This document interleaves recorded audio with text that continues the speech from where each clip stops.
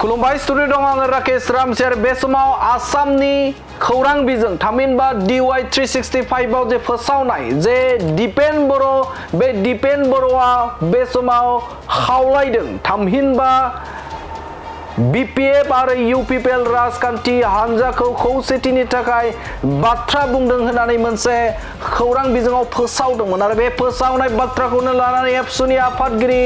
दीपेन बर'आ क्लियार बाथ्रा बुंदों रोखायै फोरमायना होदों बिथां एबसुनि आफादगिरि दीपेन बर' बिथाङा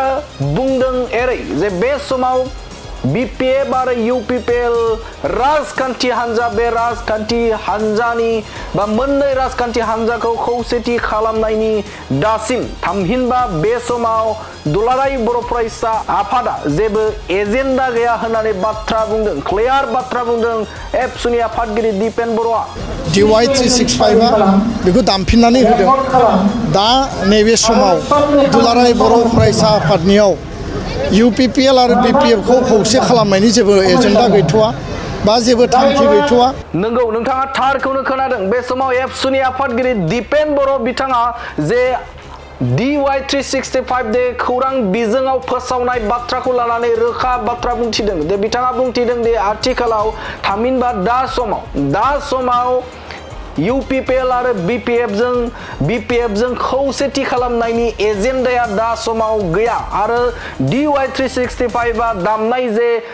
खौरां बे खौराङा सिगांनि समाव दामनायसो थामहिनबा गोजाम मोनसे भिडिअसो होननानै बाथ्रा बुंथिदों एबसुनि आफादगिरि दीपेन बर'आ आरो बे गोजाम निउसखौ Dy365 आ बेखौ दामफिननानै होदों आरो बे सर्सआ थांनाय 2024 मायथाइयावसो बुंनाय जादोंमोन थामहिनबा एबसुनि आफादगिरि बिथां दीपेन बर'आ बै समाव फोसावदोंमोन थामहिनबा खावलायदोंमोन जे बिथाङा बुंथिदोंमोन जे 15 आगस्ट 2024 मायथाइयाव बिथाङा खावलायदोंमोन जे बे समाव यूपीपीएल आरो बीपीएफ आ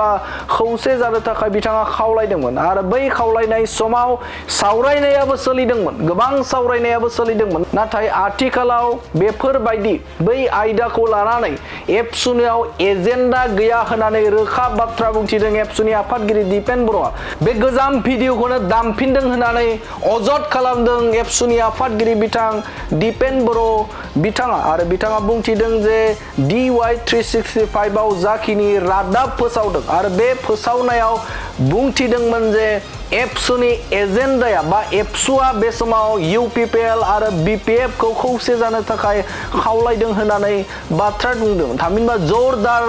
रल लादों एबसुआ होननानै बाथ्रा बुंदोंमोन आरो बे रल लानायनि बाथ्राखौ लानानै एबसुनि आफादगिरि दीपेन बर'आ रोखा बाथ्रा बुंथिदों दा आथिखालाव बेफोरबायदि जेबो एजेन्डा गैया थामहिनबा सिगांनि सानाव बुंदोंमोन जे बीपीएफ आरो यूपीपीएल आ खौसे जानांगौ नाथाय दा एबसुनियाव बेफोरबायदि खौसेथिनि बाथ्राखौ खावलायनाय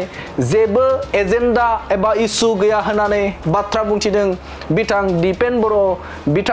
बिथांमोना जुदि खौसेथिखौ नोजोर बोनानै जुदि खामानि मावोब्ला फैबाय थानाय समाव मोनथिगोन सम जायोब्ला मिथिगोन दैदेनगिरिफोरासो बे थांखिखौ लागोन नाथाय दुलाराय बर' फरायसा आफादनिफ्राय खावलायनाया थागोन जे बे समाव जे माहारिखौ नोजोर बोनानै खौसेथिनि बाथ्राया थागोन नाथाय बे समाव बा आथिखालाव बेफोरबायदि एजेन्डाया गैथ'वा होननानै बाथ्रा बुंदों एबसुनि आफादगिरि बिथां दीपेन बर' बिथाङा बे निउसआ गोजाम आरो बे निउसआ थांनाय बोसोरनि जे मोनसे दुलाराय बर' फरायसा आफादा बर'नि आन्सलिक राजखान्थि दोलो यूपीपीएल आरो बीपीएफ खौ बुजाबुजिनि आधाराव खौसेयै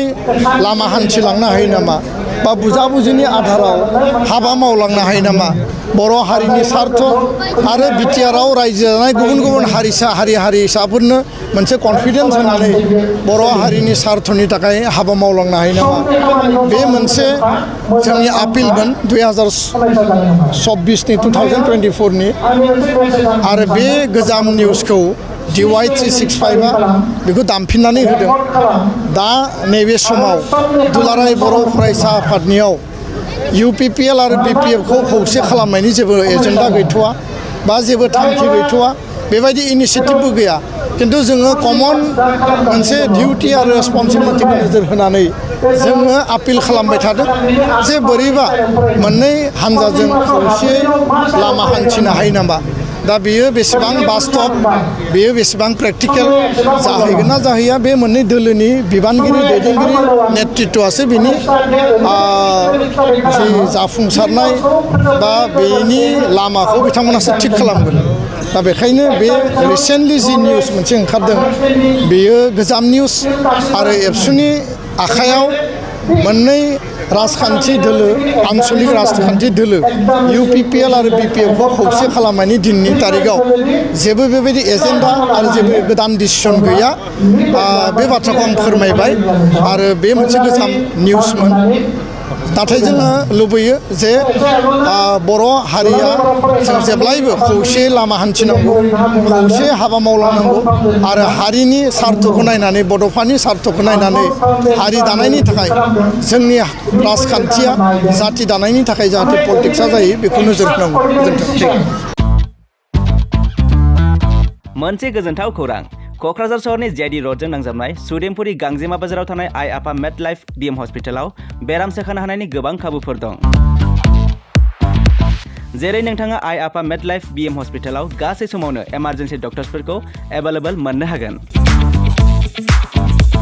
आरो बेयाव medical laboratory pharmacy paediatrics medicine gynaecology radiologist surgery dental cardiology gastroenterology urology dental x ray play area x ray sonography OT थामहिनबा ऑपरेटिंग थिएटर ICU आरो NICU PICU फोरनि डक्टरफोरा एभेलेबल दं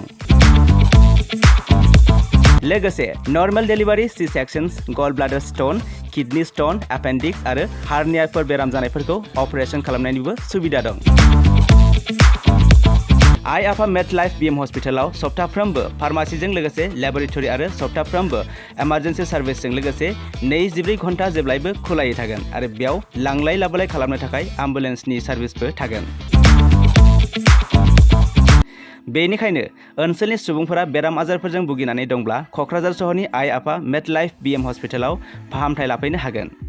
लोगोसे नोंथाङा 9101655430 एबा 8822688026 बे जानबुं नम्बरनि गेजेरजों थोंजों कल खालामना आबुङै खौरां लाहरनो हागोन।